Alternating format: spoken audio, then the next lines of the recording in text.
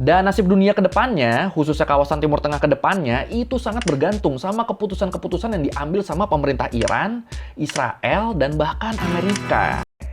Wah, wah, wah, wah.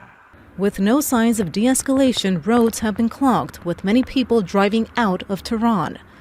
There's also long queues at petrol stations amid growing concerns of oil shortages and price hikes. Dan yang namanya perang berkepanjangan tuh kan nggak cuma soal angka-angka ekonomi atau manuver strategi proksi kan, tapi juga soal manusia. Efek sosial budayanya udah pasti pahit lah kalau perang nggak kelar-kelar. Ya walaupun perang Israel-Iran ini so far formatnya tuh masih lebih banyak di perang udara, tapi tetap makin lama perangnya, korban sipil juga tuh pasti makin banyak berjatuhan.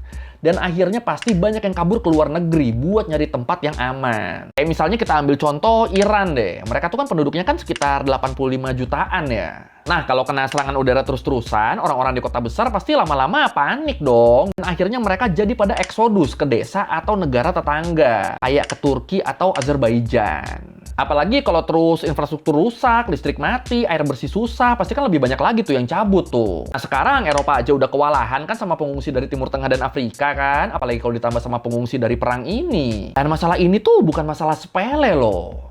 Ya, yang namanya pengungsi kan mereka punya kebutuhan pokok kan. Mereka juga butuh layanan kesehatan, butuh trauma healing, yang pastinya buat nyediainnya itu butuh biaya juga. Jadi ya dari sini kebayang lah ya kalau konflik ini tuh emang berpotensi merembet ke mana-mana. Dan nasib dunia ke depannya, khususnya kawasan Timur Tengah ke depannya, itu sangat bergantung sama keputusan-keputusan yang diambil sama pemerintah Iran, Israel, dan bahkan Amerika.